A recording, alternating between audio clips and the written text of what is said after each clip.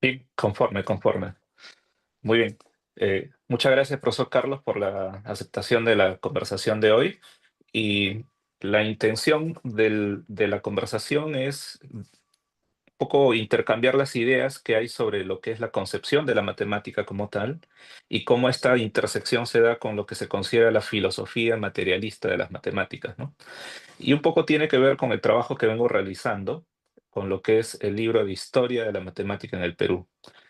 La historia lo veo como un elemento unificador, hasta cierto punto reconciliador para lo que son las diferentes ramas de la matemática como tal, lo cual lo hace plural, ¿no? Matemáticas. Y siendo así, he dividido el libro en dos tomos. El primer tomo es la época pre-hispánica, es decir, antes de la llegada a América de los españoles, y esto implica hablar de lo que consideramos ideas o conceptos que tenían estas culturas prehispánicas, como la incaica y otras anteriores a ella, de lo que representaba para ellos el número, la cantidad, la forma, la figura, la geometría. Y esto abarca también la época colonial, porque a través de las diferentes órdenes religiosas se fueron trayendo diferentes libros, se fueron instruyendo a otros que se interesaban por estas ciencias para conocer de lo que se hacía en ese momento, ¿no? Estamos hablando del siglo XVI, siglo XVII, y ya para el siglo XIX, que es cuando ya en 1821 Perú se independiza, empieza una etapa fundacional, digamos, de las ciencias formales cuando se constituye la Facultad de Ciencias Naturales y Matemáticas en la Universidad de San Marcos. Entonces ahí unos eh, años, digamos, de mayor florecimiento es cuando surge un matemático peruano de nombre Federico Villarreal, que le dio cierto lustre a lo que podía ser un matemático profesionalmente. Entonces cierro el primer tomo cuando fallece este matemático peruano ilustre, Federico Villarreal. Y Villarreal fallece en el año 1923. Entonces ahí considero que se cierra una etapa para nuestra historia matemática peruana. Y luego, desde ese fallecimiento hasta tiempos contemporáneos, considero el segundo tomo como una matemática más reciente, ¿no? Más globalista, digamos, ¿no? Centrada en lo que ya se hace en cualquier punto del planeta, ¿no? Y esto por la intercomunicación que tenemos a través de la Internet. Entonces, ese es el proyecto que yo tengo y donde veo una intersección mucho más sustancial con lo que usted viene haciendo es en cuanto al desarrollo de lo que considera el cierre categorial, ¿no? De Gustavo Bueno, y cuando coloca los tres elementos del M1, M2, M3, que son el género que usted le denomina, ¿no? Primer Sí. género, segundo género y tercer género de materialidad, que hace que la idea fluya de una manera más ordenada en cuanto a pensar cómo se originan estas ideas y conceptos. Entonces, sobre eso quiero centrar la conversación a fin de fortalecer un poco la manera en cómo enfocar de una manera mucho más, digamos, coherente y quizá mucho más abierta a otros enfoques, lo que se podría trabajar tanto de la parte prehispánica como también de lo que ha sido el desarrollo paralelo con lo que se hacía en el mundo versus lo que se hacía en el Perú, ¿no? Ya como matemática profesional. Entonces, empezar un poco por lo que considera usted como idea clave, el ideograma, ¿no? Sí. Este ideograma como tal, que es el elemento conector entre la idea y lo que van a constituir las relaciones de estos elementos o conceptos, van a constituir la clave. Pero en todo el proceso que yo he estado viendo, de sus exposiciones en lo que escribe y tanto lo que ha hecho las charlas, es que se considera solamente la parte de la grafía, la escritura, pero no la parte hablada. O sea, ¿en qué momento el lenguaje como tal tiene un rol fundamental? Porque yo podría pensar entonces que una persona que no tiene brazos, porque así nació, o una persona que perdió estas, ya no puede hacer matemática o nunca podrá hacer matemáticas porque no puede escribir. Entonces, ¿hasta qué punto el lenguaje se puede ver reflejado en ese esquema M1, M2, M3, ¿no? Y de qué manera para culturas como la incaica, por ejemplo, que no representaron formalmente una escritura, pero sí tenían paralelismo con las representaciones pictográficas, con lo que es la yupana, que es un elemento contable, que después quiero compartir pantalla con un esquema de cómo se opera con la yupana, porque para usted el uso de las manos es muy importante, ¿no? Entonces, la parte operativa manual que se hacía con la yupana y el registro de los resultados que se hacía con los quipus es algo muy manual, pero que también representa en parte que la ausencia de la representación esquemática, simbólica de lo que es el lenguaje escrito, se podía suplir por otros elementos paralelos, ¿no? Entonces, ¿hasta qué punto esa ausencia de la escritura formal, al ser más un lenguaje hablado, la cuestión se comunica también casi en la misma sintonía como si lo pudiéramos hacer escribiendo sobre un pizarrón o escribiendo sobre una superficie que representa estos símbolos, ¿no? Entonces, empezar por ello, ¿no? ¿Cómo considera ese planteamiento que le acabo de manifestar? Bueno, pues lo primero que se me ocurre así contestar, ¿no? A lo que has planteado, bueno, sería comenzar lo primero de todo por lo siguiente, ¿no? Cómo la historia de las matemáticas, en cierto modo, depende también de ideas filosóficas, ¿no? Cómo en primer lugar, pues uno tiene que tener claro qué entiende por matemáticas, ¿no? Para poder hacer un análisis de qué son las matemáticas, ¿no? Y, por ejemplo, de dónde dar el corte, ¿no? ¿Qué son técnicas matemáticas y que ya es matemáticas en un sentido propiamente científico, ¿no? Que eso seguro que es algo que más adelante tocamos, ¿no? Pues dónde está el corte entre lo que es lo que podría ser protomatemáticas, ¿no? Técnicas matemáticas, pues aritméticas o geométricas básicas, y luego ya lo que verdaderamente sí que sea matemáticas en un sentido de una ciencia categorial, ¿no? Como puede ser la geometría o puede ser luego el álgebra, ¿no? Y luego también otra cuestión que se me ocurre al hilo de lo que has comentado antes de meterme en lo de los ideogramas es el paralelismo, en cierto modo, con en tu proyecto de una historia de las matemáticas en el Perú, ¿no? Tal y como lo estabas exponiendo, pues se me ocurría que hay cierto paralelismo con el propio desarrollo que podía haber en la península, ¿no? En España, quiero decir, la propia facultad de matemáticas en España tampoco surge hasta el siglo XIX, ¿no? Las cátedras de geometría, de cosmografía, pues estaban no tenían, por así decir, una entidad separada, ¿no? No es hasta que han dado el siglo XIX, cuando también en este lado por así decir, del Atlántico, pues surge la Facultad de Ciencias Matemáticas, ¿no? Y esto yo creo que tiene que ver con una cuestión general, que es el paso de lo que es el filósofo natural a lo que se llama modernamente científico, ¿no? Esto es algo que en alguna ocasión me he ocupado, de cómo el término filósofo natural va dejando espacio, va cambiándose por el término científico, un término que en el ámbito anglosajón dicen que lo formula, si no recuerdo mal, William Webber, pero que aparece por primera vez en el contexto de de la Revolución Francesa, ¿no? Cuando Marat se refiere a los sabios de la Academia de Francia, a Lavoisier, a Laplace, con un término peyorativo que es el de científicos, ¿no? Entonces ahí es muy curioso cómo va dándose ese cambio, ¿no? De hecho, alguna vez yo he sostenido que el último filósofo natural y el primer científico fue Laplace, precisamente, ¿no? Que es precisamente un matemático, ¿no? De primer orden, ¿no? Aunque lo que hizo fue aplicarlo a la mecánica celeste, ¿no? Bueno, pues dicho esto, vamos con lo de los ideogramas, ¿no? Eh, la primera cuestión es el papel del lenguaje natural. El papel del lenguaje es fundamental en no solamente en las matemáticas, sino también el lenguaje hablado en física, ¿no?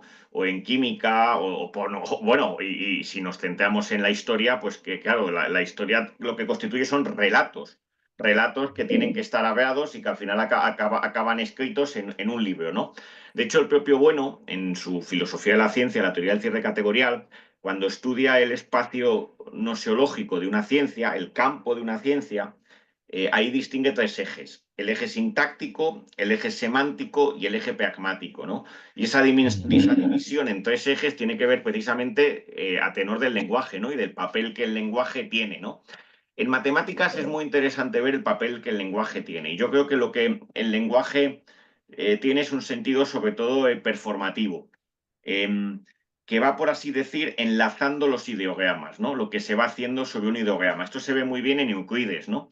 Cuando tenemos un ideograma, como puede ser en el libro 1, el del teorema 47, y lo que te va describiendo es lo que hay que hacer, ¿no?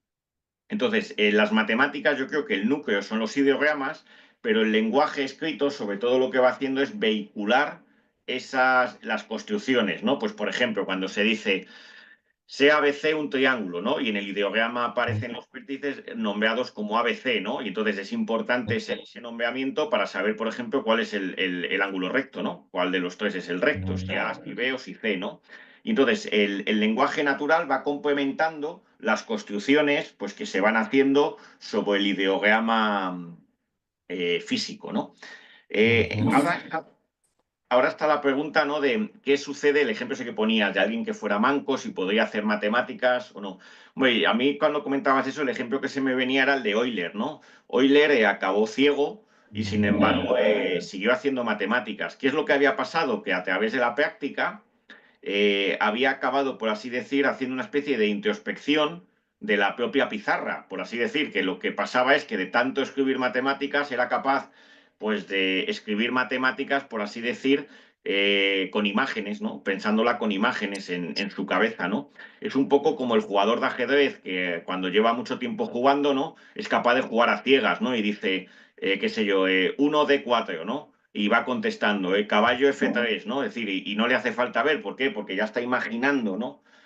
Claro, la pregunta es, en el caso de un niño pequeño que no pudiera, pues tendría que hacer matemáticas a base seguramente de ver a alguien que sí que las estuviera haciendo, ¿no?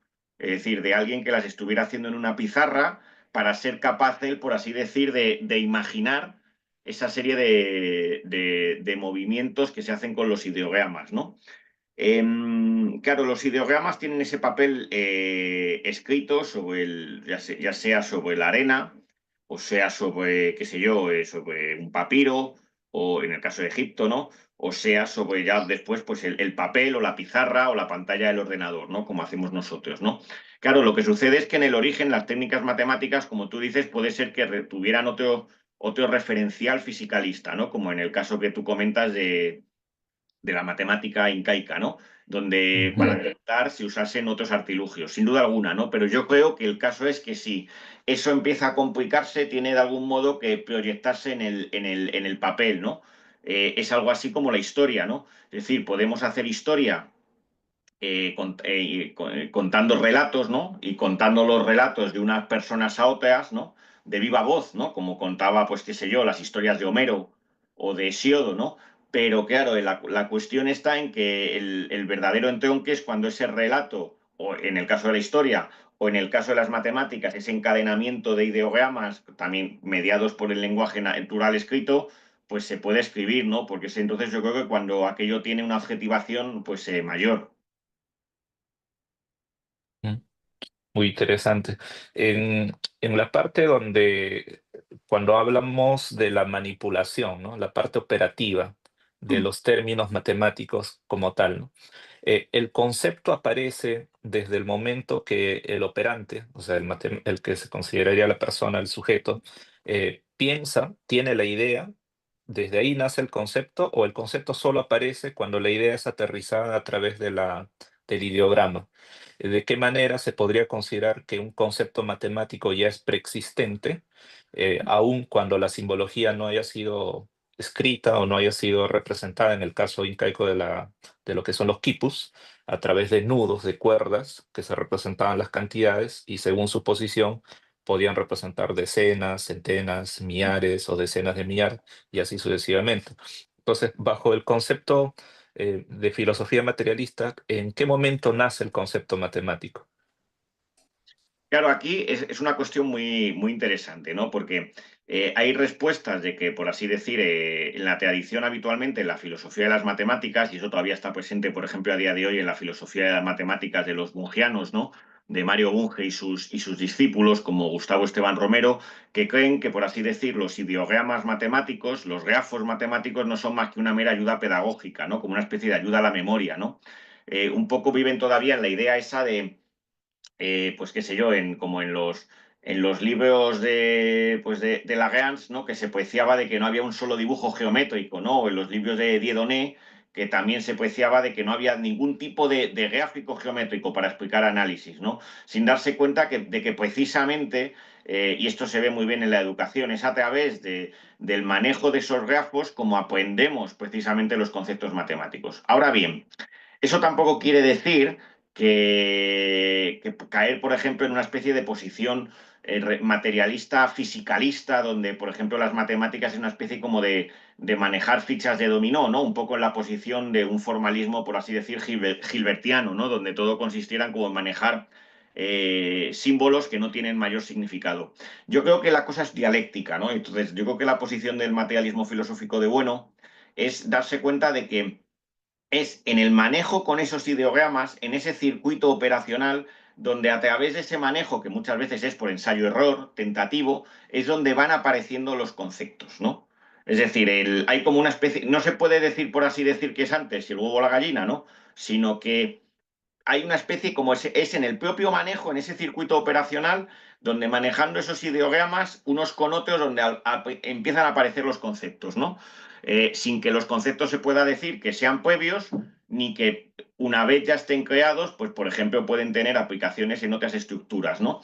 Eh, Quiero decir, por ejemplo, el concepto de los números naturales, ¿no? Puede forjarse en el manejo con una serie de números que pueden ser los propios de una única civilización, ¿no? Qué sé yo, los números arábigos, por ejemplo. Pero luego vemos que eso también se puede formalizar pues, en otras estructuras que no necesariamente responden a esos signos, ¿no? Es decir, que se produce ahí una especie de lo que en el materialismo filosófico llamamos una dialéctica de reducción-absorción. Quiero decir, y tenemos a partir de, qué sé yo, dos manzanas, podemos calibrar el número 2, pero el número 2 no se reduce a las dos manzanas, porque también sirve para contar dos peras, qué sé yo, o dos signos, ¿no? Entonces, la cuestión está en que hay ahí esa dialéctica, esa especie como de que van, unas cosas se van codeterminando con otras, ¿no? Y es donde van construyéndose los conceptos. Lo que sí que es fundamental es que esos conceptos, yo en ese sentido soy antiplatónico, ¿no? Y esa es la posición materialista, es decir, los conceptos matemáticos no coexisten al ser humano, sino que son una especie de construcción nuestra, sin que eso quiera decir que sea una construcción arbitraria, ¿no? Son lo que Bueno llamaba descubrimientos constitutivos, ¿no? Porque, por ejemplo, en la naturaleza no hay triángulos rectángulos, ¿no? El triángulo rectángulo es una construcción nuestra. Lo que sucede es que cuando introducimos ese término, ahí aparece un invariante, una relación, como es el teorema de Pitágoras, ¿no? Que ya se nos impone. Entonces, ahí ya eso es algo que ya desborda el marco de cualquier cultura, ¿no? Y el teorema de Pitágoras es una verdad que aunque haya sido construida por Pitágoras, se impone a los griegos, se impone a los árabes, se impone a cualquier civilización en el momento en el cual esa civilización acaba, por así decir, pues de manejar esos ideogramas que son los triángulos rectángulos, ¿no? Entonces, yo creo que la respuesta sería dialéctica, es decir, los conceptos aparecen en el circuito operacional, ¿no? Pero no son ni previos ni exactamente tampoco posteriores, sino que se van dando en ese manejo. Muy bien, muy bien. Entonces, no hay conceptos si no hay interacción entre estos tres géneros de materialidad.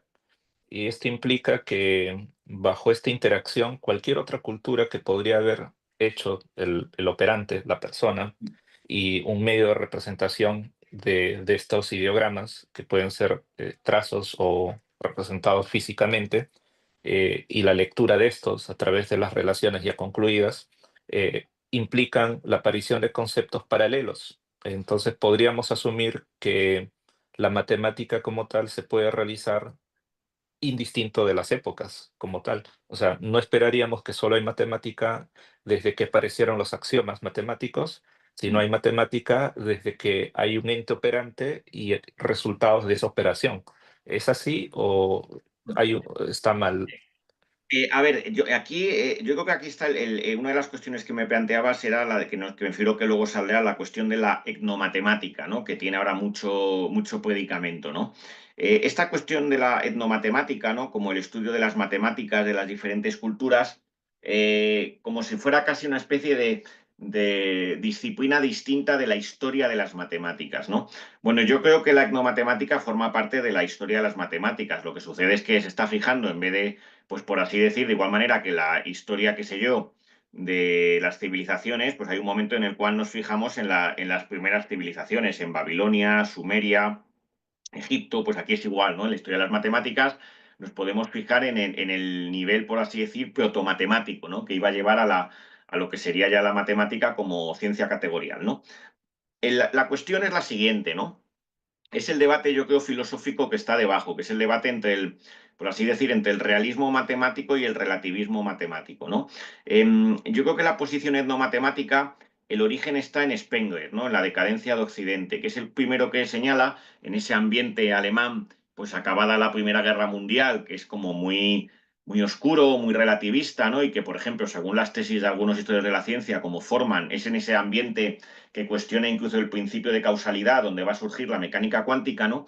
Pues en este ambiente de Spengler es donde él, creo recordar que es al comienzo de la decadencia de Occidente, plantea la idea de que incluso la matemática no es universal, sino que hay diferentes matemáticas, ¿no?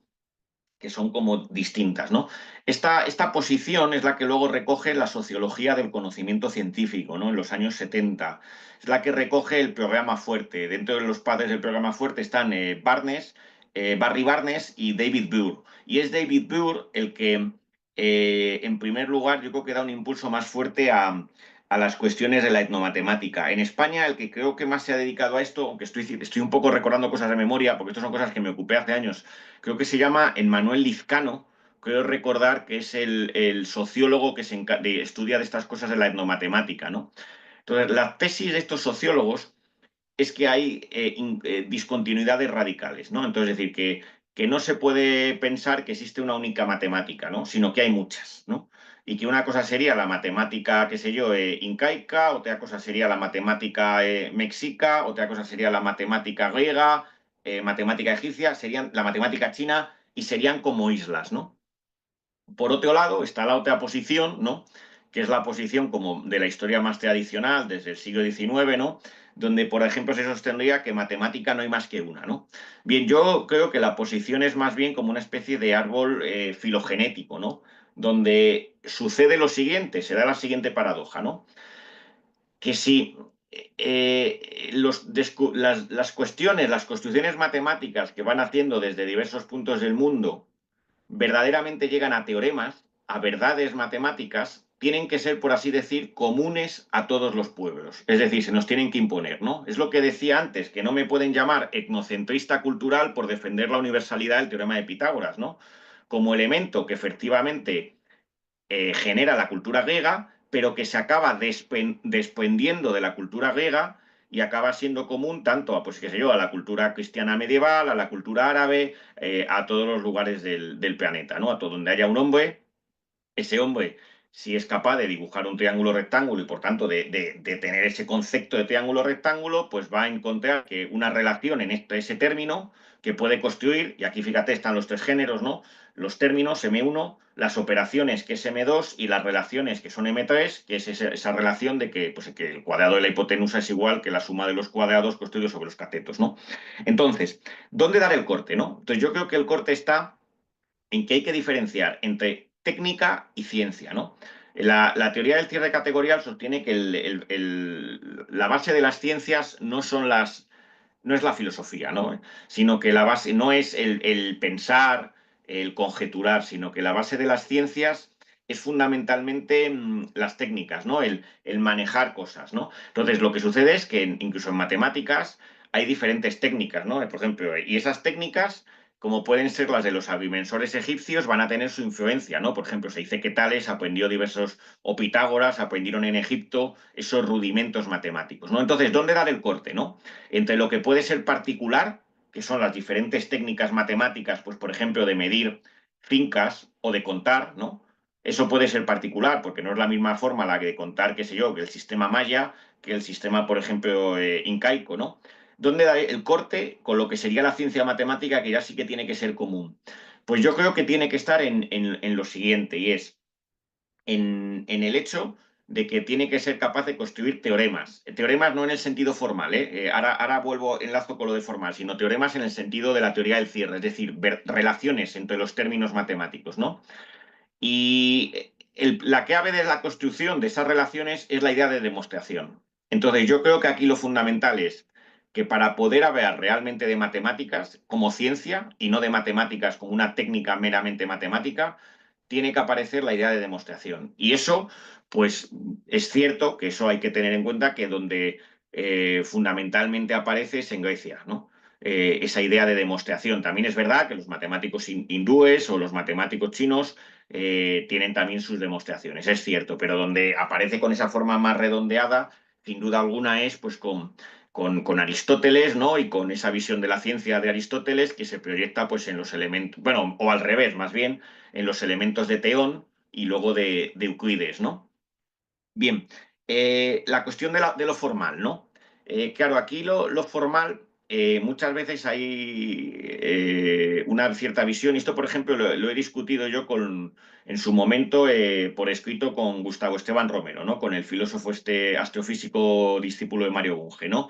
Él sostiene como que a la línea de Bunge, que para que un objeto matemático exista, tiene que existir un conjunto de axiomas que tal, que lo definan y tal. Bueno, esa visión de las matemáticas como algo axiomático es una cuestión propia de finales del siglo XIX, quiero decir, y los conceptos matemáticos existen con mucha anterioridad a ese tratamiento meramente axiomático, formal, ¿no?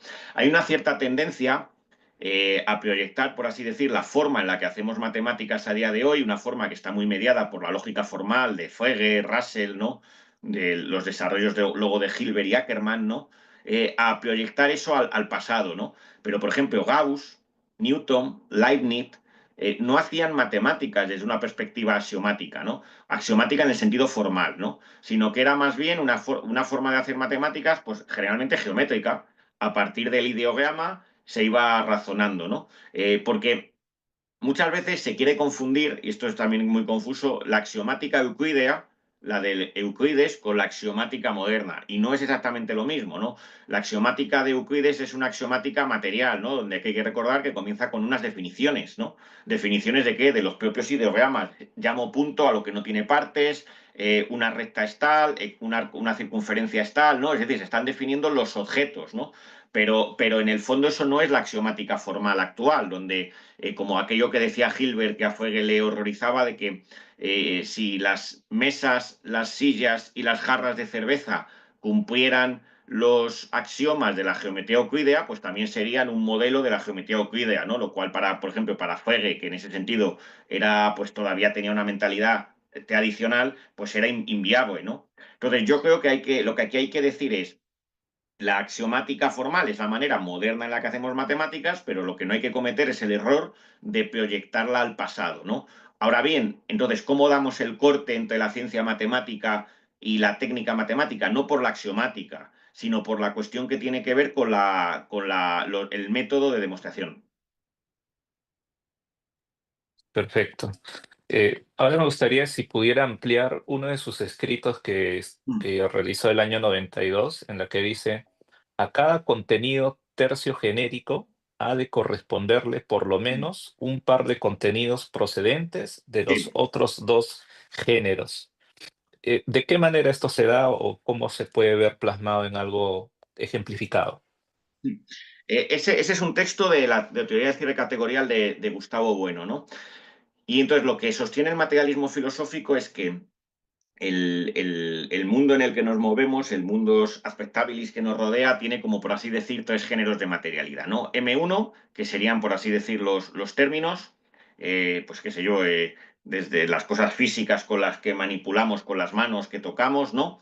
M2, que serían, pues todas aquellas cosas que tienen que ver con las operaciones, ¿no? Y M3 serían, por así decir, las relaciones, ¿no? Entonces, por ejemplo, en el caso de un matemático, ¿no? Yo muchas veces ejemplifico esto con un cuadro de Luca Pacioli, un cuadro de un pintor que se llama Jacobo de Barbari, que representa al matemático Luca Pacioli demostrando un teorema de Euclides, ¿no? Y ahí es muy bonito porque se ve perfectamente la intrincación entre los tres géneros de materialidad, ¿no? Tenemos a Luca Pacioli operando, es decir, ¿cómo operando? Pues dibujando sobre un pizarrón figuras, ¿no?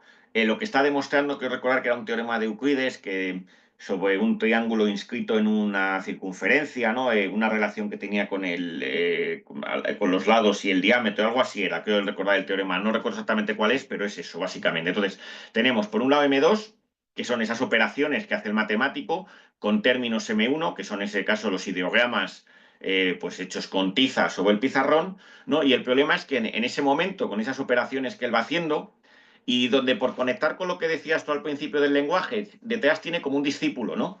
Aquí el lenguaje aparecería como Luca Pacioli le iría contando, mira, ahora trazamos tal arco de circunferencia, ahora prolongo este lado, ¿no? Lo que iría, es el lenguaje aquí lo que haría sería ir encadenando las diferentes cosas que se van haciendo con los ideogramas. ¿Para qué? Pues, por ejemplo, pues para que el discípulo lo entienda, ¿no? Y entienda qué es lo que está haciendo en cada momento, ¿no? Y entonces llega un momento en el cual se encuentra una relación, ¿no?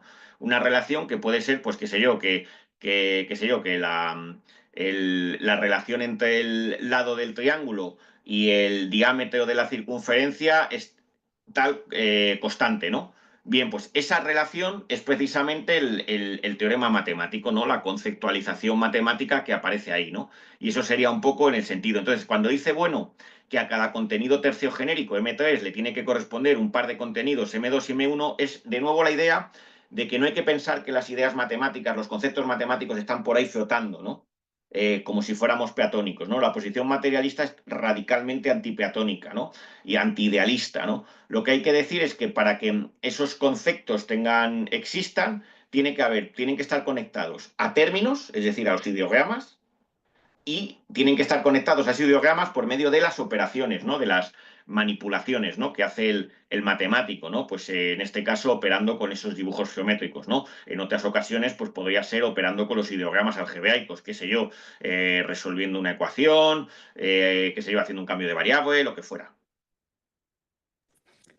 Dos cosas. Sí. ¿Por qué en ese argumento de bueno indica por lo menos un par de contenidos procedentes si solamente estamos considerando tres géneros, ¿no? Ese es uno.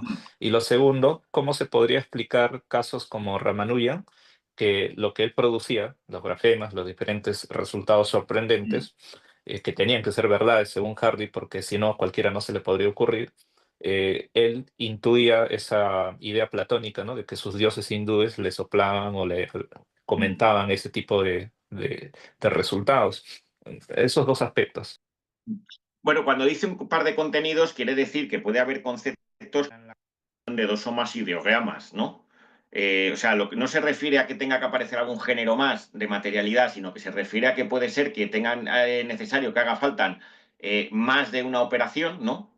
Es decir, que un determinado concepto matemático precise dentro de M2 pues más de una clase de operaciones o dentro de M1 que remita a más de algún tipo de término. Pues por ejemplo, si decimos el concepto sólido peatónico, en verdad ese concepto de sólido peatónico remite en lo que serían los términos no solo a uno, sino a los 5 tipos de sólidos peatónicos que hay, ¿no? Es decir, no solo a uno. En ese sentido es a lo que dice bueno, ¿no? Que por lo menos tiene que ser a uno. Es decir, no puede haber un concepto matemático que no tenga ningún tipo, por así decir, de conexión ideográfica, ¿no? Con los grafos matemáticos, ¿no? Incluso el infinito, ¿no? Que esto muchas veces te dicen, es que el infinito no lo puedes. Bueno, el infinito no hay más que ir a una clase de análisis para ver cómo se maneja el infinito con ese símbolo, el 8 tumbado, ¿no? Para ver cómo se maneja para arriba, para abajo y cómo en el infinito el matemático acaba comprendiendo. O en teoría de conjuntos es un cálculo con los alefs, ¿no? O con los ordinales, ¿no? Con lo cual, es decir, que es que tiene una representación ideográfica total, ¿no? Eso por un lado. Y luego lo de Ramanujan es muy interesante, ¿no? Claro, aquí hay que tener, esto tiene también mucho de mito, ¿no? En el siguiente sentido, quiero decir, muchas veces está la idea del genio matemático, ¿no? Esa especie de genio matemático que prácticamente, pues así pensando, se le ocurren las ideas y llegan, ¿no? Es curioso porque eso en física sería Einstein, ¿no? Que también es un poco muchas veces la misma posición, ¿no? Sin embargo, el propio Einstein en sus declaraciones decía, contaba, y habría que ver hasta qué punto en el caso de Ramanujan, pues seguramente sea algo parecido.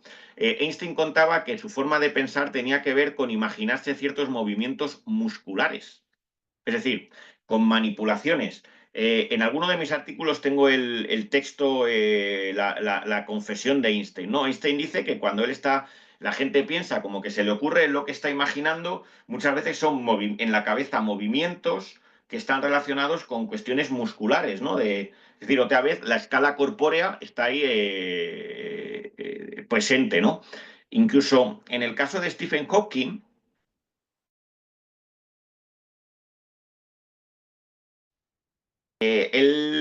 hay algún artículo de Ian Hacking donde analiza esto, ¿no? Cómo era posible que Stephen Hawking en sus últimos años, cuando ya está afectado por la enfermedad, pues siguiera haciendo matemáticas, ¿no? Claro, también hay que tener en cuenta que cuando aprendió matemáticas era capaz, por así decir, de tener conducta operatoria, ¿no? Y es cuando ya va siendo mayor, cuando no puede hacerla, ¿no? Entonces, y lo que contaba Ian Hacking, y es muy interesante, es que en cierto modo Hawking mediante el uso de diagramas en la pizarra que visualizaba, estaba, por así decir, sustituyendo esos propios movimientos, ¿no? Entonces, en el caso de Ramanujan, habría que investigar un poco que pese a todo ese halo misterioso y mítico, ¿no? Hasta qué punto, cómo estaba conjeturando las cuestiones. Ahora bien, y esto va un poco en demérito de Ramanujan. Una cosa es conjeturarlo y otra cosa es demostrarlo, ¿no? Entonces, claro, aquí una cosa es conjeturar y otra cosa es demostrar. Entonces, el verdadero mérito sería el del matemático que no solo conjetura, sino que luego es capaz de demostrarlo, ¿no? Entonces, esa sería un poco la cuestión. A lo mejor el matemático no era solo Ramanujan, sino que era más bien la pareja Ramanujan más Hardy, ¿no? En el sentido de que Hardy luego pues demostraba los resultados que el otro conjeturaba, ¿no? Entonces, es un poco, yo creo, la visión de Ramanujan, también muy popularizada por el cine, por la película que hubo hace poco, ¿no? Del genio, ¿no? Un genio que muchas veces también como el artista, ¿no? Que de repente tiene una idea, qué sé yo, como Picasso y va y pinta las meninas, ¿no?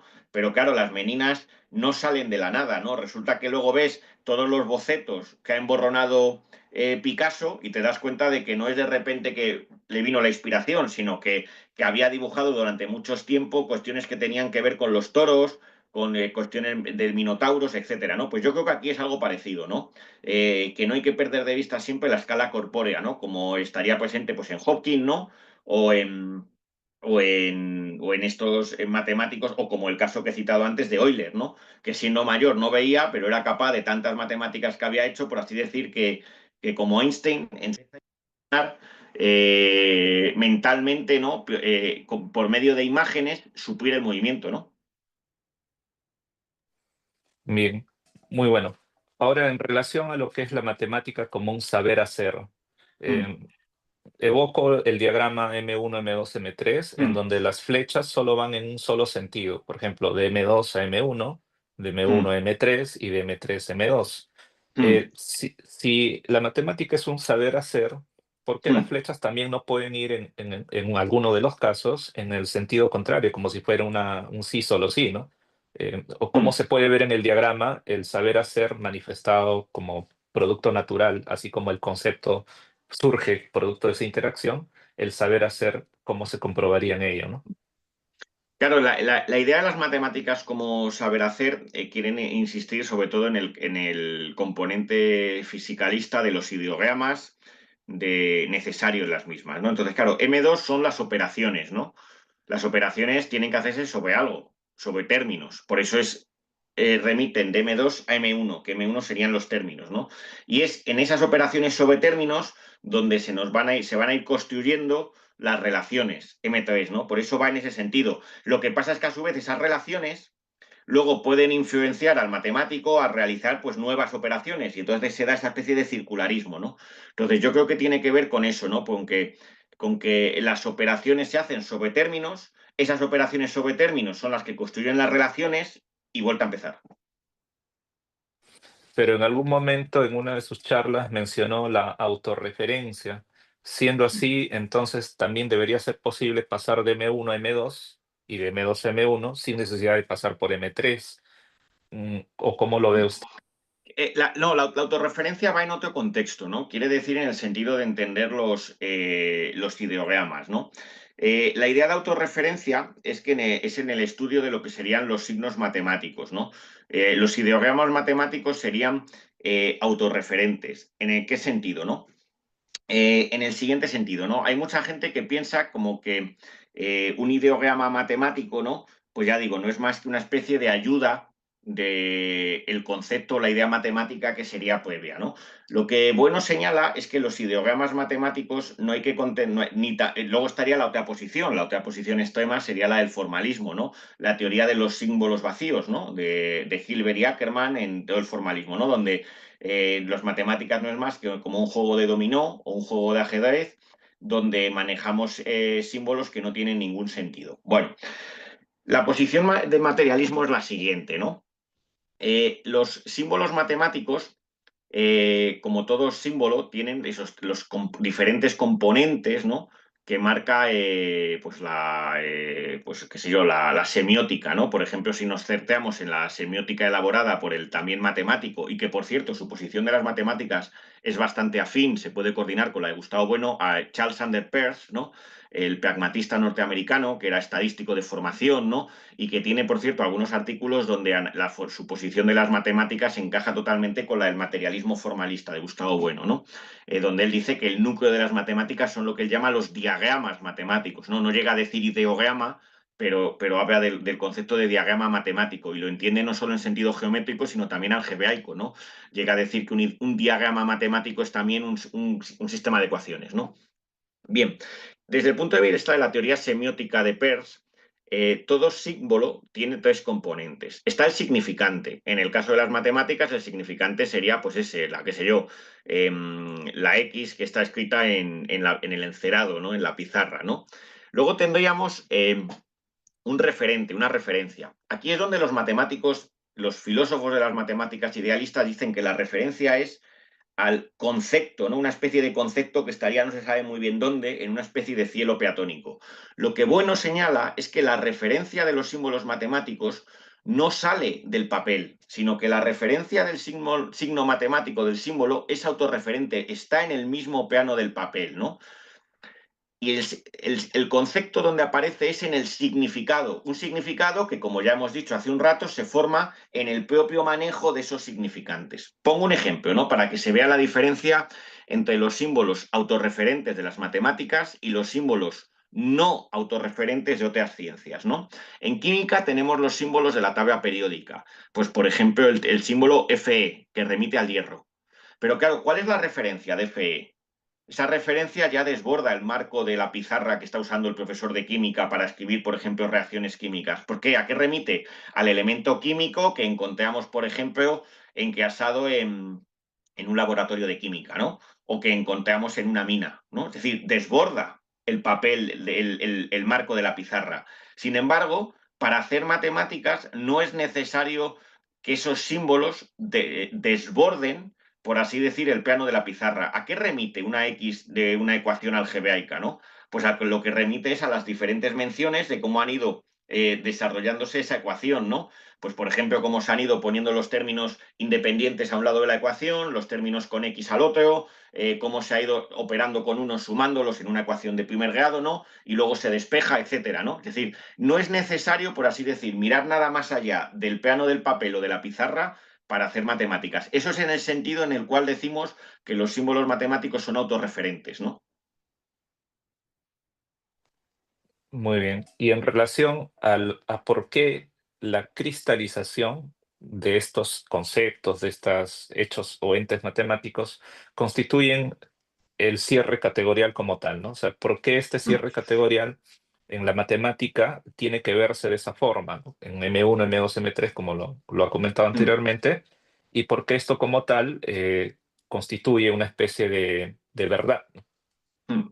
El cierre categorial es la idea que Bueno trata en su filosofía de la ciencia para explicar cómo se constituye una nueva ciencia. Cuando tenemos un campo, una categoría en la cual los científicos, que Bueno los entiende en general, sean matemáticos o físicos como sujetos operatorios, ¿no? Que hacen operaciones, lo que llama Bueno, operaciones quirúrgicas, es decir, con las manos, ¿no? El químico lo hace manipulando sustancias con sus aparatos, etcétera. El físico igual. En el caso del matemático, por así decir, nuestros átomos o nuestras sustancias son el qué, los símbolos que están sobre el plano del papel o de la pizarra, ¿no? Entonces, en esas operaciones quirúrgicas que se van haciendo, en este caso sobre nuestro laboratorio, que en el caso de los matemáticos nuestro laboratorio es la hoja de papel o de la pizarra, Resulta que en determinados momentos se van encontrando, van apareciendo lo que se llama, pues se va cerrando esa categoría de tal manera que se acota un campo. Y ese es en ese momento cuando Bueno dice que lo que se ha producido es la cristalización de una nueva ciencia. Vamos a intentar explicar en qué consiste eso, ¿no? Por ejemplo, en la geometría euclídea, con las operaciones que se permiten en la geometría euclídea, ese yo, prolongar, cuadrar, trazar un arco de circunferencia, etcétera, operando con los ideogramas, nunca nos vamos a salir de ese campo de la geometría euclídea y lo más que vamos a llegar es a un cúmulo de teoremas como es el que está organizado en los libros de los elementos, ¿no? Es algo parecido a lo que ocurre en química. En la química clásica tenemos una serie de términos, qué sé yo, el mercurio, el azufre, etcétera, una serie de operaciones que tienen que ver con calentar, evaporar, destilar, y entonces, mediante esas operaciones con estos elementos, nunca nos salimos de la tabla periódica de los elementos, es decir, nunca nos va a salir un elemento químico nuevo cuando uno hace operaciones químicas, ¿no? Pues esto es lo que Bueno señala, ¿no? Que cuando uno opera con los diagramas, por ejemplo, los ideogramas de la geometría euclídea con respecto a las operaciones de esa geometría euclídea, nunca nos salimos de ese campo, ¿no? Y eso entonces lo que dice que se está cerrando el campo, se ha producido el cierre categorial y la cristalización de, de ese campo como una nueva ciencia, ¿no? Generalmente esto cuando sucede, pues cuando tenemos un cúmulo de teoremas, por así decir, ¿no? Un cúmulo de teoremas que se van enlazando unos con otros, ¿no? De una manera sistemática, ¿no? Y entonces es cuando entonces se produce ese cierre, ¿no? Muchas veces los cierres pues tardan en llegar, ¿no? En el caso el primer cierre categorial fue sin duda alguna el de la primera ciencia, que es la geometría euclídea, ¿no? En otros casos, pues por ejemplo, en el álgebra tardó mucho más. El cierre del álgebra prácticamente habría que demorarlo hasta la demostración del teorema fundamental del álgebra por parte de Gauss, ¿no? Es decir, que aquí tendríamos, pues habría que ir analizando las diferentes disciplinas matemáticas, de cómo van cerrándose. Y aún así, el teorema fundamental del álgebra no fue demostrado con elementos algebraicos puramente, y de hecho hasta la fecha no existe una demostración algebraica pura. Y como todo lo anteriormente mencionado, puede comprobar o aseverar de que no existen cientos formales, sino materialidades tipográficas. ¿En qué contexto no hay una ciencia formal? Claro, mira, esto también, según lo comentabas, se ve muy bien en el campo de los números complejos, ¿no? En el campo de los números complejos hay que tener en cuenta que las primeras denominaciones para la unidad imaginaria lo llaman unidad lateral. Y claro, uno puede decir, ¿qué quiere decir eso de unidad lateral? Pues es tan sencillo con que es el ejemplo del plano de Argand, ¿no? O la representación de los números complejos que luego también usa Gauss, donde tenemos R como un eje, ¿no? Y un eje ortogonal que surge que representa la unidad imaginaria. Entonces ahí aparece I como unidad lateral, ¿no? Entonces es muy bonito ver cómo el manejo de los números complejos no es algo platónico que esté ahí al margen de los signos, sino que los matemáticos lo que empiezan es a engarzarlo con qué, con ideogramas geométricos. Una de mis tesis fuertes que yo siempre sostengo es que, aunque a día de hoy, claro, tendemos a no ver los ideogramas geométricos, yo creo que los ideogramas geométricos, quieran o no, siguen estando en la base de todas nuestras disciplinas matemáticas, ¿no? Hasta el siglo XIX, multiplicar X por Y era construir un rectángulo cuyos lados fueran, un lado fuera X, otro lado fuera Y, ¿no? Esto precisamente es lo que hace Descartes. Descartes, una de las cosas que hace en su paso de la geometría al álgebra es explicar cómo se pueden hacer de forma algebraica esas operaciones, ¿no? Donde él y viceversa, ¿no? Es decir, cómo geométricamente encaja una cosa con otra, ¿no?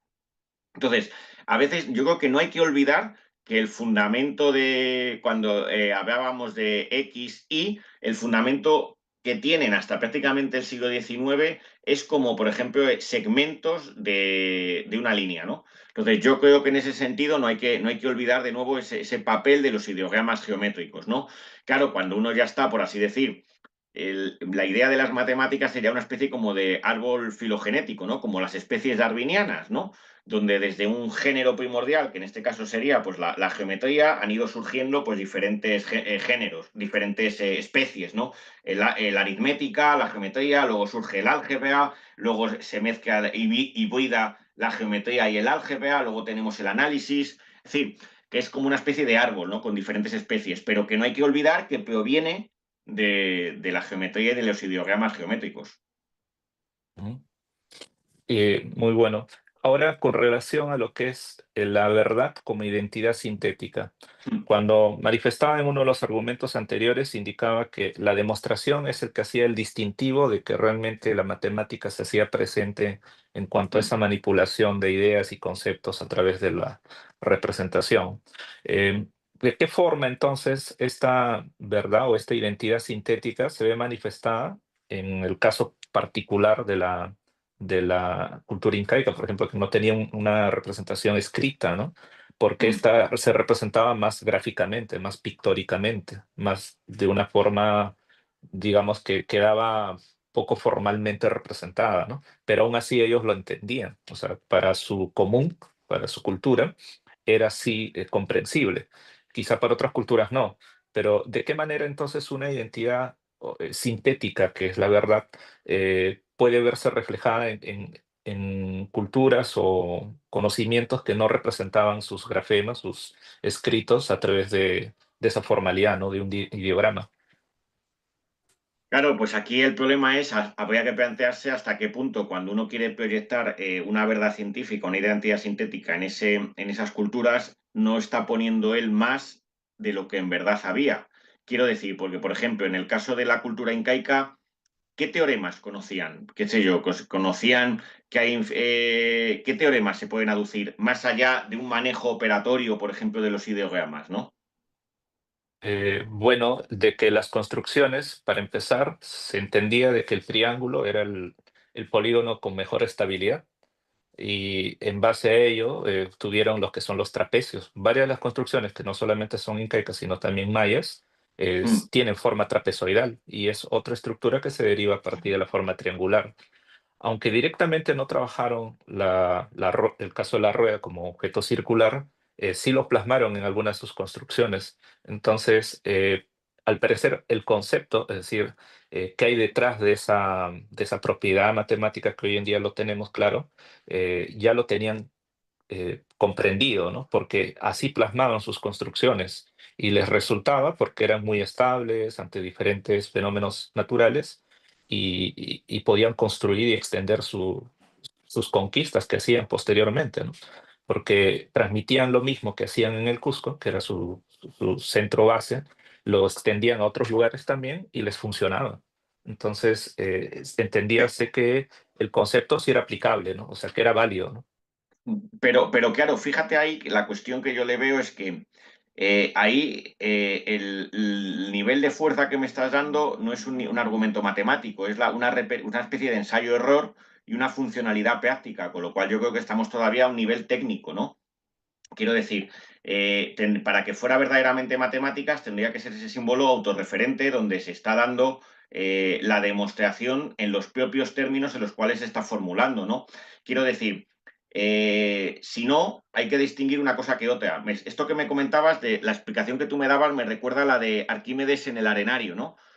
Arquímedes, muchas de las demostraciones que hacía, matemáticas, primero hacía ingenios físicos para ver cuál era la solución, ¿no? Eso está muy bien, pero eso no es la demostración, eso es heurística, eso es una especie de forma de conjeturar cómo hacerlo. ¿Qué hacía Arquímedes? Muchas veces construía objetos físicos, pues por ejemplo, para hallar algo así como el centro, quiero recordar, estoy hablando porque esto lo estudié hace muchos años, ¿no? Pues por ejemplo, para hallar ciertos puntos de estabilidad en una especie de superficie que tenga forma de parábola, ¿no? Pues él construía el ingenio físico, miraba cuál es y luego lo que intentaba hacer era demostrar matemáticamente que ese era el punto, ¿no? Pero claro, lo que verdaderamente es matemáticas es lo segundo, no lo primero.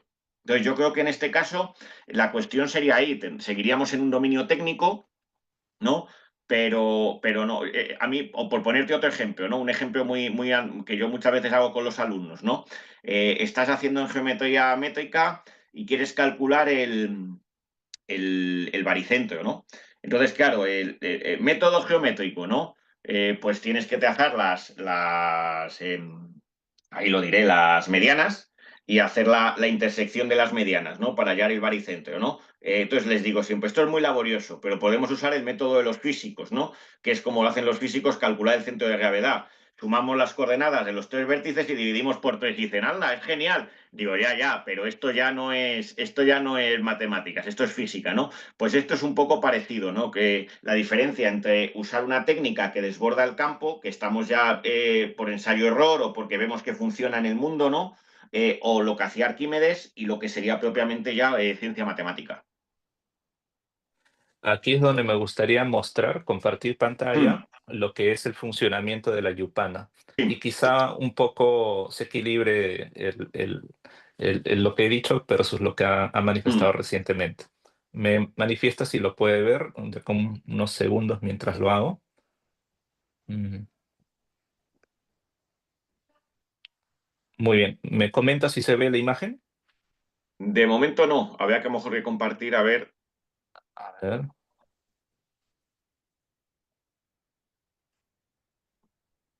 Ah, eh, ya. Ahora sí se ve la imagen. eh, Ahora sí, ahora sí. Ya, lo que estamos viendo en la imagen es Hmm, una representación que aparece en el escrito de Guamampoma de Ayala, que fue un cronista de la época colonial peruana, y ahí es donde vemos representado a lo que se denomina un yupanqui. Un yupanqui era aquel que operaba sobre la yupana. La yupana lo podemos ver en la parte inferior izquierda, que es una especie de tablero de 4 columnas y en este caso tiene 5 filas. En la columna derecha vemos un punto en la parte central y en la segunda columna de la derecha, y ya avanzando hacia la izquierda, vemos la columna de 2 puntos, luego de 3 y luego de 5. Entonces, Condor Chagua, que es la persona que está representada ahí, estaba teniendo entre sus manos lo que se considera el quipu, que eran una soga gruesa, transversal, y que de ella colgaban verticalmente estas sogas más delgadas, donde se hacían nudos y se anotaban los resultados de lo que se obtenía en la yupana. Entonces, la yupana era el elemento como una especie de calculadora, a partir del cual tú podías hacer sumas, restas y el derivado de esta, que son las multiplicaciones también, a través de procesos. Entonces, estos procesos lo voy a colocar ahorita con un PDF que tengo aquí. hmm. Me comenta si se ve el PDF. Sí, se ve perfectamente, sí, sí. Muy bien. En el quechua, ahí los números están, como lo vemos en el lado izquierdo, que se nombran de esa forma, ¿no? Huk para el 1, Iskay para 2, Kimsa para 3 y así sucesivamente. Ahí hasta el 9 porque los demás tienen una composición de palabras a través de lo cual forman el 100, el 1000, etcétera, ¿no? Entonces, el proceso a través del cual la yupana se opera, que es el denominado Tawa Pukyay. Tawa viene de 4, si vemos en cómo se nombran a los números, 4 es Tawa, y Pukyay significa juego, entonces sería los 4 juegos, ¿no? Y esto es por las 4 celdas que vemos ahí, ¿no? Con el 1, el 2, el 3 y el 5. Entonces, en la primera fila tenemos las unidades. En la segunda fila tenemos las decenas. Sería el 10, que en quechua sería chunca. En la tercera fila tenemos las centenas, que vendría a ser pachak en quechua. En la cuarta fila tenemos los miles, que sería huaranca en quechua. Y en la quinta fila, porque podrían haber más filas, en la quinta fila tenemos los 10.000, que Junu se leería en quechua eso. Entonces, cada vez que se colocaban sobre este tablero, que podría ser cerámico, podría ser de metal u otro material de madera también, se colocaban sobre ellas generalmente semillas. Entonces, estas semillas servían de elementos representativos para poder operar sobre este tablero. Por ejemplo, si yo coloco una semilla en eh, la primera celda que está en la parte de la fila 1 del lado derecho, indica literalmente eso, 1. Pero si yo coloco 2 semillas en esa misma celda, son 2 unidades, o sea, 2 veces 1. Y así sucesivamente con cualquier otra celda. Por ejemplo, si coloco una semilla sobre la segunda celda que está en la primera fila, pero desde el lado izquierdo, contando desde el lado izquierdo, estoy indicando que hay una vez 3. Si coloco dos semillas ahí, significaría que hay dos veces 3 y así sucesivamente. Entonces, las operaciones que se hacen sobre ese tablero tienen que ver con estos llamados movimientos. Y ahí tiene mucho que ver con lo que indicó sobre que involucran las manos, ¿no? Entonces aquí tenemos que, por ejemplo, una semilla está representada por el asterisco en A y otro asterisco en B. O sea, tengo dos semillas. Tengo dos semillas en el casillero que está con simbolizado con dos puntos, ¿no? Entonces, este movimiento tiene su nombre, se llama abrir corto o en quechua, uñuy kichari. Entonces, abrir corto es colocar una semilla a la derecha y una semilla a la izquierda. Entonces, una semilla pasaría al casillero donde está el uno y la otra semilla pasaría al casillero donde está el 3. Ese se llama el movimiento abrir corto. Luego hay un movimiento similar que cuando tengo dos semillas, pero en el casillero donde está la representación de los 3 puntos, también se hace un movimiento parecido que se llama abrir largo. Esto tiene mucho parecido con lo que es el enroque corto y el enroque largo Mm. en ajedrez, ¿no? Una cierta similitud. Entonces, abrir largo o hatun kichari. Entonces, se coloca la semilla B en el margen derecho, donde está el casillero uno, y la semilla A en el margen izquierdo, donde está el casillero de los 5 puntos. El tercer movimiento se denomina pizca, donde si hay dos semillas en la casilla donde están los 5 puntos, una semilla se retira, en este caso la semilla A se está retirando, y la otra semilla pasa al siguiente nivel, o sea, a la siguiente fila, pero empieza desde el primer casillero, ¿no? De la siguiente fila, desde el lado derecho. Entonces, ese movimiento elimina una semilla, pero sube al siguiente nivel la otra semilla. Ese es el tercer movimiento. El cuarto movimiento consiste en leer en forma invertida. O sea, si tienes dos semillas en el casillero uno, es equivalente a tener una semilla en el casillero 2. O si tienes tres semillas en el casillero uno, es equivalente a tener una semilla en el casillero 3. Y así sucesivamente.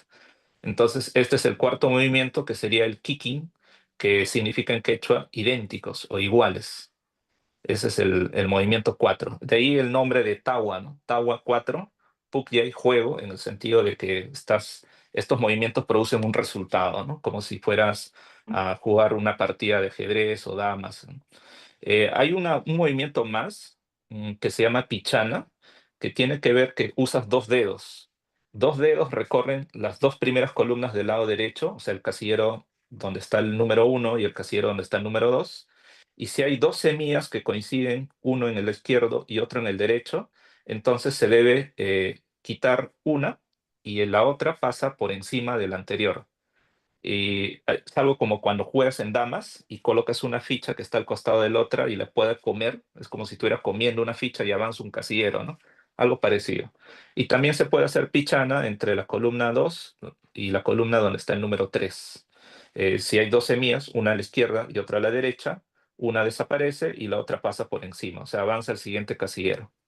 Entonces, Condorchagua, cuando hacía sus operaciones de sumas y otras que necesitaban para el proceso de almacenamiento o contabilidad del gobierno incaico, hacía ese tipo de operaciones. No está literalmente registrado eso, pero al menos lo sugiere este cronista, ¿no? De Huamampoma de Ayala. Entonces, esta operación, como estamos viendo aquí, 4.223 más 7.531 y así sucesivamente, que uno lo puede operar de la forma arábiga habitual, se puede producir también haciendo el movimiento. Yo lo he resumido con letras, porque no podía poner las semillas literalmente ahí en la Mm. representación gráfica, y he comprobado que sí funciona. O sea, en este caso lo he hecho en 3, 4, 6, 8 movimientos aproximadamente, 8 secuencias de tableros, ¿no? Y cómo se lee el resultado. Como podemos ver en la quinta fila superior, donde está el B y señala la flecha el 2, es porque hay una semilla en el casillero 2, ¿no? Donde señala el 7, en la segunda fila de la parte superior, está una semilla en la 5 y una semilla en la 2, ¿no? Entonces el A y el B sumado, 5 más 2, 7, ¿no? Y así sucesivamente en las demás. Entonces cuando lees el resultado, lo lees en vertical. 27.817 se leería en este caso. Y es el mismo resultado que si harías la operación tradicional, en el caso arábigo, ¿no? Entonces, no sé si para esto le parece en algo que justificaría lo que ya hemos estado conversando con respecto a eso de la demostración o que sean autorreferentes, ¿no? Que se manifieste una verdad como tal. Claro, yo aquí lo que diría es que, claro, es un ejemplo precioso el que has puesto de la necesidad del componente materialista de las matemáticas, ¿no? Como pues tenían sus propios, en el caso de ese tablero, ahí está por cierto modo el componente ideogramático ahí, ¿no? En esos, con esos hendiduras, ¿no? Esos marcadores, ¿no? Eh, claro, entonces yo creo que desde el punto de vista de ese componente ideogramático, yo creo que es un ejemplo muy bonito el que has puesto, ¿no? De cómo se está manejando y cómo es necesario esas operaciones corpóreas, esas manipulaciones para hacer matemáticas, ¿no? Claro, lo que y cómo en ese manejo, sin duda alguna, ellos tenían conceptos matemáticos, como podían ser en este caso conceptos pues de aritméticos, pues de sumas, ¿no? De la suma. Ahora bien, de nuevo, lo que insistiría es, una cosa es la técnica matemática, es decir, como el saber, por ejemplo, operar con esos ideogramas, hacer sumas, restas, multiplicaciones, divisiones, ¿no? Cosa pues, que hacían, qué sé yo, desde egipcios, babilonios, romanos con el ábaco, el ejemplo que tú has puesto, también los mayas, ¿no? Con la numeración suya, con las barritas y los puntitos y tal. Y otra cosa es ya la cuestión de cuándo encontramos verdades matemáticas, ¿no? Y las verdades matemáticas son no tanto lo que mm, desde el materialismo filosófico llamaríamos identidades esquemáticas, ¿no? Que son, por así decir, resultados de operaciones, que es lo que tú me has mostrado, sino que los teoremas matemáticos tienen que ser identidades dentro de las identidades sintéticas, no las esquemáticas, que son resultados simplemente de operaciones, sino que son una especie de resultados de operaciones, por así decir, sistemáticas, ¿no? Que tienen un cierto grado, lo que llama, bueno, identidades sintéticas sistemáticas, en el sentido de que lo que hacen es coordinar, ¿no? Coordinar diferentes operaciones, no solamente ser el resultado de una operación. Pongo un ejemplo, ¿no? O sea, no es lo mismo el saber tener conocimientos de técnica aritmética, ¿no? Que, por ejemplo, ser capaz de demostrar, qué sé yo, que hay infinitos números primos, ¿no? Tal y como, por ejemplo, está en Euclides, o el teorema fundamental de la aritmética, es decir, que cualquier número, fíjate, cualquier número, ¿eh? No el, qué sé yo, no el 27 o no el tal, sino que cualquier número se puede descomponer como producto de factores primos, ¿no? Entonces, yo creo que estas son las cuestiones que dan el corte, ¿no? O, por ejemplo, una cosa que es un poco también el error que cometía Kant, ¿no? Kant pensaba que las matemáticas era probar que 7 más 5 son 12. No, no, eso es técnica matemática, ¿no? Las matemáticas serían en todo caso probar que en el campo de los naturales A más B es igual que B más A. Es decir, ya se ha dado ese salto a la generalización, ¿no? Ya no es una cosa meramente esquemática de unos ejemplos concretos, resultados de operaciones, sino algo sistemático, que lo que está haciendo es coordinar pues toda una clase de términos, ¿no? Entonces yo creo que esa sería la cuestión que habría que investigar, ¿no? Hasta qué punto en la matemática incaica se pueden aducir este tipo de resultados generales. Muy bien. Entonces podríamos fusionar técnica y concepto en algo llamado como tecnocepto o algo así. O sea, es hasta qué A punto ver, la técnica y el concepto pueden ser, este, digamos, duales, ¿no? El uno genera el otro o simplemente sin uno no hay el otro. ¿Cómo lo ve claro, usted? precisamente es que las técnicas, es en las técnicas, incluso esas técnicas, o sea, la principal técnica matemática es hacer ejercicios, ¿no? Bueno, en el caso actual, ¿no? Me refiero de los alumnos, ¿no? Que yo siempre lo comparo con la música, ¿no? De igual manera que el músico tiene que repetir mil y una vez tocar tal acorde para ser capaz de aprenderlo, en la educación actual es preciso que el alumno repita una y otra vez a lo mejor el ejercicio de factorizar un polinomio para que sea capaz de dominar esa técnica. ¿Por qué? Porque así es como va a ser capaz de adquirir los conceptos que están detrás, ¿no? Entonces, yo diría que en el manejo de técnicas aparecen conceptos. Lo que sucede es que los conceptos que aparecen en las técnicas, pues también aparecen luego en conceptos que tienen otro nivel de abstracción, ¿no?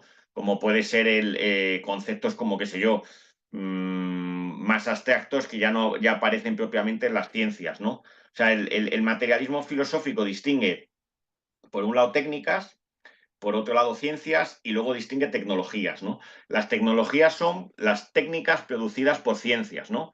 En ocasiones las propias ciencias generan nuevas técnicas, ¿no? Esas nuevas técnicas, cuando ya no son anteriores a las ciencias, sino que ya están pasadas por las ciencias, es lo que llamamos tecnologías, ¿no? Pero esta distinción no se puede muy bien, por así decir, coordinar con la distinción entre conceptos e ideas, ¿no?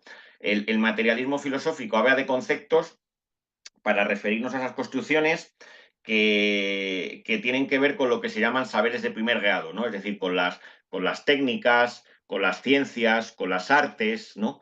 Y sin embargo, llama ideas, ¿no? A lo que ya tiene, como por así decir, tiene que ver con un saber de segundo grado, como es la filosofía, ¿no? Entonces, por ejemplo, tendríamos está el concepto de espacio geométrico, está el concepto de espacio físico, está el concepto de espacio biológico, ¿no? Pero cuando la filosofía se ocupa de la idea de espacio, se está ocupando, por así decir, de intentar coordinar todos esos conceptos de espacios, ¿no? Intentando hallar una idea de espacio, ¿no? Entonces, yo creo que en las técnicas aparecen conceptos, ¿no? Pero no se puede. También aparecen conceptos luego en el desarrollo propiamente científico. Muy bien. No sé si llegó a escuchar de Stanislas Dehaene, que es un Mm, francés, sí, sé quién es, sí, sí. matemático también, que hace Sí. ¿no? Un poco de Mm. investigación en neurociencias. Y él en su libro, El cerebro matemático, habla de las capacidades cerebrales innatas y que éstas se complementan con una cultura simbólica, ¿no? Que es lo que vemos cuando nos educamos, ¿no? Y básicamente. Entonces, hay un sentido numérico básico que permite distinguir sin necesidad de contar. Entonces, hay Mm. un sistema no simbólico que está basado en proporciones, o sea, aproximaciones, y que estos, por ejemplo, se pueden activar cuando comparamos, ¿no? O estimamos cantidades, pero no lo hacemos preciso como tal. ¿Hasta qué punto, bajo la idea de Gustavo Bueno, se puede ver en el esquema M1, M2, M3, de que esta capacidad cerebral innata humana se complementa, ¿no? con la parte simbólica, ¿no? O simplemente lo absorbe, la parte simbólica lo absorbe todo? Hombre, yo creo que, o sea, esa capacidad tiene sin duda alguna una funcionalidad pues, que viene dada por la evolución, ¿no? Quiero decir, si un antepasado homínido nuestro no era capaz de distinguir entre pocos y muchos, ¿no? Pues cuando le persiguieran en vez de un tigre, le persiguieran dos, ¿no? O, perdón, en vez de un tigre le persiguieran cinco, ¿no? Pues era importante realizar la distinción, ¿no? Entonces, a ver si él y sus compañeros van a ser capaces de atacar al tigre de dientes de sable que está ahí porque solo es uno, o si son muchos les toca correr, ¿no? Entonces yo creo que eso tiene su funcionalidad biológica, ¿no? En el sentido de que aquellos de nuestros antepasados que no tuvieran esta capacidad, pues seguramente perecieron comidos por los tigres de dientes de sable, ¿no? Entonces yo creo que en ese sentido, desde un punto de vista evolutivo, pues tiene sentido que haya este tipo de habilidades, ¿no? Lo que sucede es que yo creo que esas habilidades, que sin duda alguna tienen su importancia en matemáticas, luego quedan totalmente reabsorbidas, ¿no? En, en las cuestiones ya simbólicas e ideogramáticas que mediatizan las matemáticas, ¿no? Y de todas formas, todo este tipo de investigaciones cerebrales y tal, neurocientíficas, siempre hay que tomarlas con un poco de cuidado, ¿no? Porque si no podemos llegar a la posición que sostenía, por ejemplo, Penélope Maddy, la filósofa esta de las matemáticas, que llega a sostener que también los seres humanos tenemos una especie como de dispositivo cerebral que nos permite captar los conjuntos, ¿no? E incluso llega a relacionar eso con la teoría de conjuntos, una especie como de realismo matemático un poco sofisticado, elaborado, ¿no? Entonces, bueno, yo creo que alto ahí, quiero decir que hay que intentar no, porque esa especie de cerebro que se concibe que está flotando, el cerebro continuamente va ligado a las manos, ¿no? Es decir, hay una conexión manos-cerebro muy importante, con lo cual es precisamente, o sea, yo en este sentido, más que a los neurocientíficos, a los que miraría es a los antropólogos, ¿no? Y a los paleoantropólogos, ¿no? Que nos enseñan muchas veces cómo en la evolución de los homínidos cuestiones fundamentales para el desarrollo del cerebro tienen incluso que ver con, qué sé yo, con el hecho de que el pulgar sea oponible a las manos, ¿no? Es decir, con la configuración de las manos, ¿no? Es aquello que decía, creo recordar, creo que eran Anaxágoras, ¿no? De que el hombre piensa porque tiene manos, ¿no?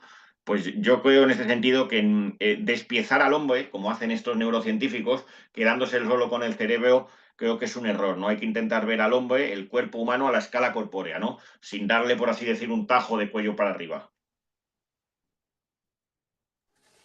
Muy bien. Y ya dos aspectos finales. Mm, Lo primero, ¿hasta qué punto, ya viéndolo matemáticamente sabemos que, por ejemplo, en el álgebra homológica, ¿no?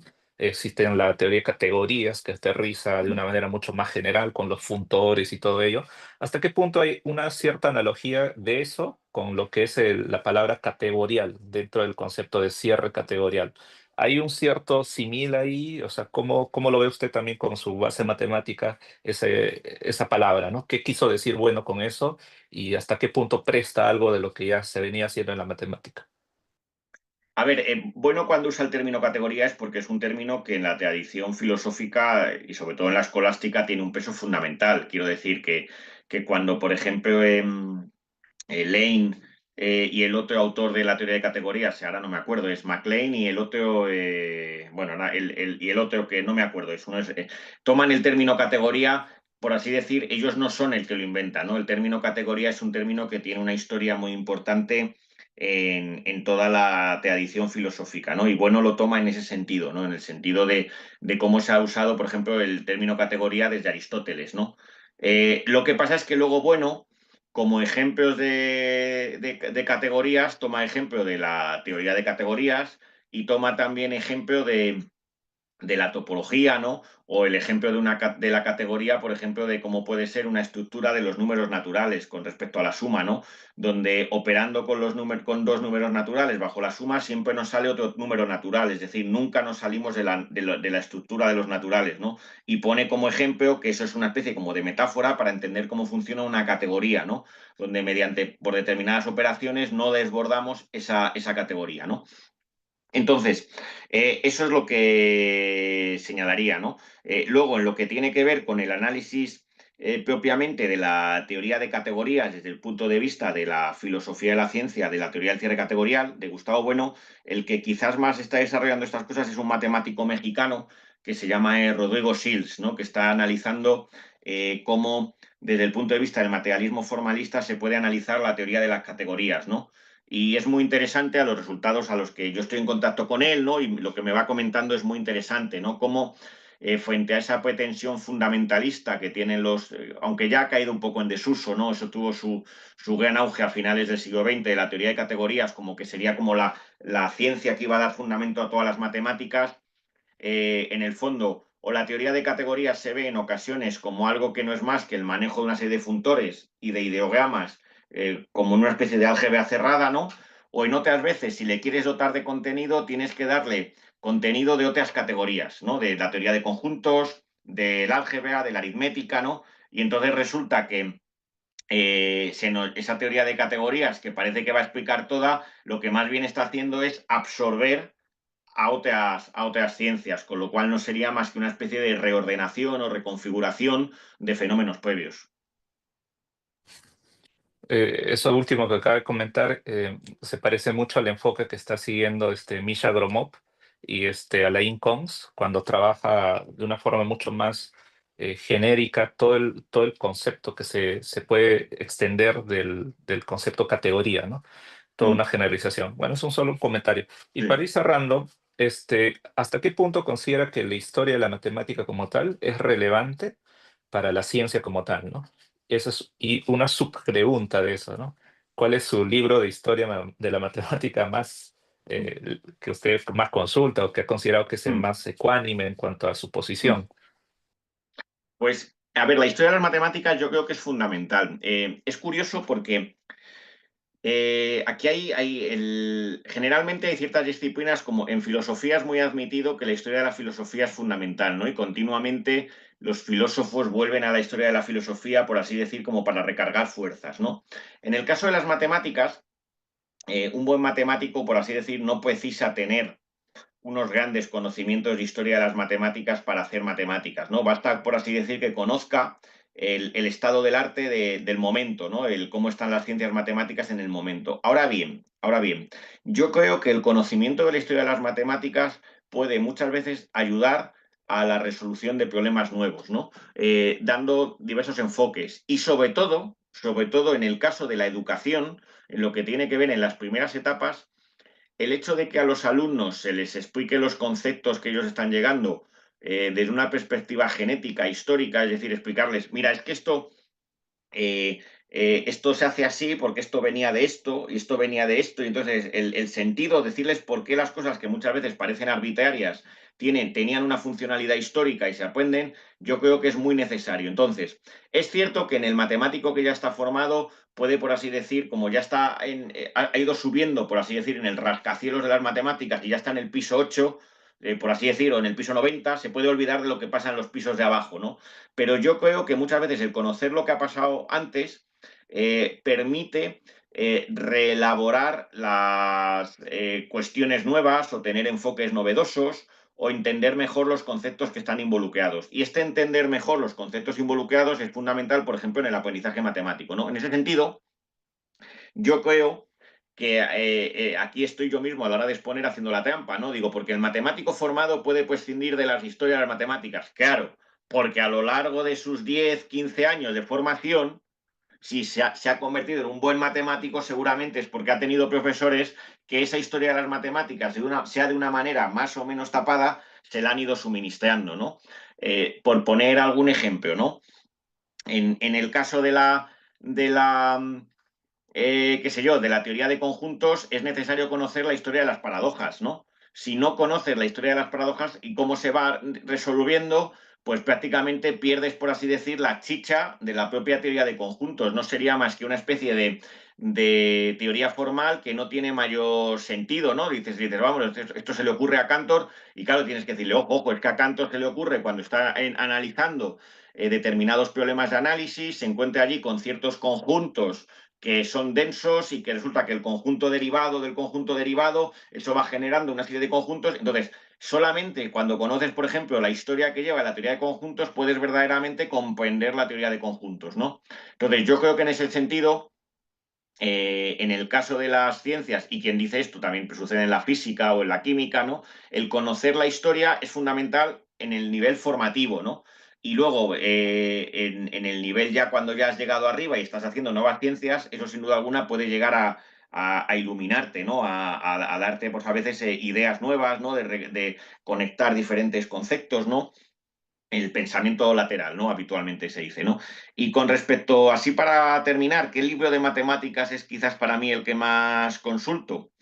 Pues quizás el Boyer, quizás para mí es el clásico que más he usado, es quizás pues el libro de Carl Boyer, Historia de la Matemática, ¿no? Es quizás el libro que en mi caso más he usado por ser una especie como de biblia, ¿no? De historia de las matemáticas, ¿no? Luego, a ver, luego hay otros libros que me gustan mucho, los de Morris Klein, ¿no? El estudio del pensamiento matemático, creo que se llama, que son varios volúmenes, ¿no?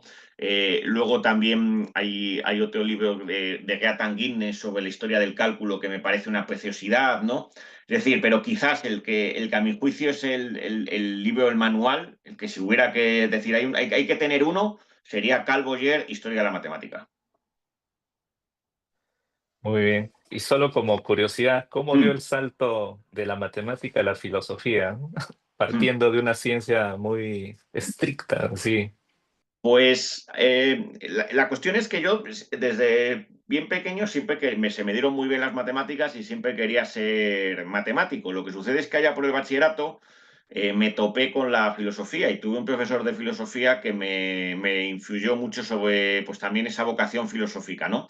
Entonces, llegado el momento de estudiar la carrera, opté por hacer matemáticas, ¿no? Aunque no perdí de vista un poco la vocación filosófica, iba leyendo cosas por mi cuenta, ¿no?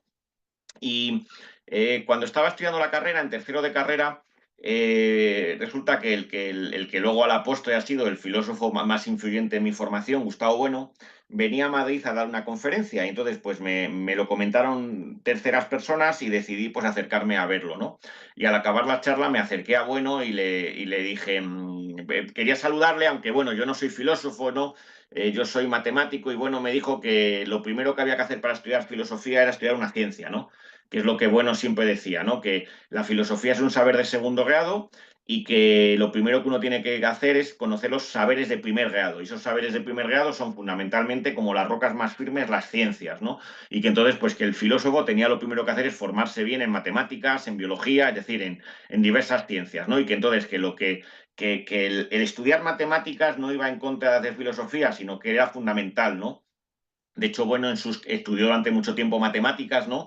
Y en sus clases en la universidad, era recordado que dedicaba unos meses a explicar lógica matemática, ¿no? Con cuidado y con todo rigor, ¿no? Para que, pues un poco para dar la disciplina del pensamiento, ¿no? Y entonces, a partir de ahí, pues ya un poco en matemáticas, lo que a mí siempre me interesó y lo que acabé estudiando fue sobre todo topología y teoría de conjuntos y lógica. Y esas cuestiones pues me fueron llevando a las cuestiones de filosofía de las matemáticas, ¿no? Y claro, cuando de repente te empiezas a estudiar aquellos años a Cantor, a Frege, a Russell, a Hilbert, a Brouwer, y dices, pero si es que eran filósofos o sea, estaban haciendo matemáticas, pero al mismo tiempo estaban haciendo filosofía, ¿no? Y entonces un poco ahí ya, pues eso ya me llevó a la vocación filosófica. Formidable.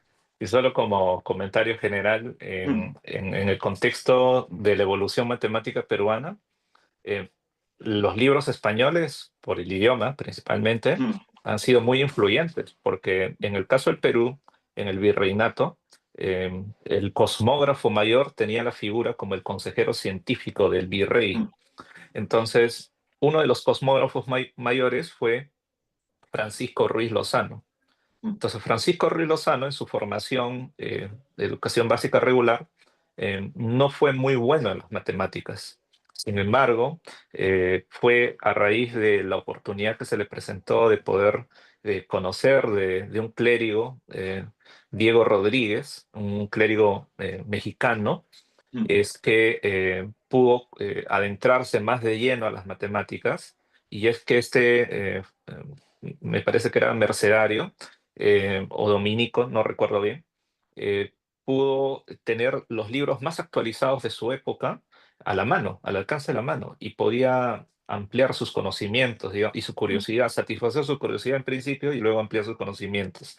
Y esto le fue transmitido a Francisco Río Lozano, tanto así que cuando terminó su preparación, retorna al Perú y es nombrado cosmógrafo mayor del virrey. Y esto es porque el virrey de Nueva España, que es ahora México, fue nombrado virrey del Perú mm, posteriormente, a raíz de sus buenos resultados que había tenido allá. Y por que habían fundado también la universidad allá en México, unos años posterior a la de San Marcos, habían encontrado, pues por recomendación, que Francisco Roy Lozano era un hombre muy mm, preparado, muy ilustrado, y él también atesoraba varios libros de edición española. Pero en sí, quizás hasta cierto punto, el hecho de no tener la capacidad de poder leer libros ya en otros idiomas, como el alemán o el francés, el italiano, en fin, incluyendo el inglés también, obvio, era que no se podían extender mucho más allá los que se interesaban por esta ciencia. Tanto es así que hubo en Arequipa. Arequipa es una zona de la provincia que está acá en el interior del país, en Perú. Hubo un arequipeño, Miguel Wenceslao Arecochea, que escribió un libro que nunca lo publicó en vida, fue post-muerte que sus hijos lo publicaron. Se denominó El cálculo binomial. El cálculo binomial consistía, estamos hablando 1830, 1840 mm, aproximadamente. El cálculo binomial consistía se llamaba binomial porque era parte real y parte imaginaria, o sea, eran los números complejos. mm, Y él sí, desarrollaba la aritmética compleja en el primer tomo, y en el segundo tomo hacía casi una especie de introducción a lo que serían funciones complejas o funciones analíticas, ¿no? Pero con su propia terminología. O sea, estaba tan aislado del mundo académico, tan incomunicado con lo que se hacía en ese momento, que él ideaba sus propios términos para deducir algunas consecuencias en función a estas, ¿no? Y recién post muerte se pudo hacer un reconocimiento de qué es lo que él realmente estaba haciendo. Justamente Federico Villarreal, el matemático peruano más mm, ilustre que tuvimos en ese siglo, eh, hizo un comentario de la obra y luego enviaron copias de esta obra a algunos matemáticos franceses para que vean qué les parecía, ¿no? Y uno de los comentarios, digamos, más trascendentes fue que dijo, si esta obra se hubiese publicado en su momento, hubiéramos reconocido que también había talento pues en esa zona Mm. del territorio en general, no fuera de Europa, digamos, ¿no? Y siempre ha ocurrido así, ¿no? La incomunicación, la falta de posibilidad de tener que leer a otros autores en cualquier idioma, eh, permitía que no produzcamos algo nuevo, sino que repitamos lo que ya se venía haciendo o lo que ya se hizo hace muchos años atrás, ¿no? Y eso como elemento integrador, la historia de la matemática, en cierta manera, permite no repetir los mismos errores, ¿no? En Mm. parte, y poder construir algo nuevo en función a lo que se tiene en este momento, ¿no? Le agradezco este tiempo, profesor Carlos. Gracias por todo lo que hemos venido conversando en esta hora. Muchas gracias. Gracias.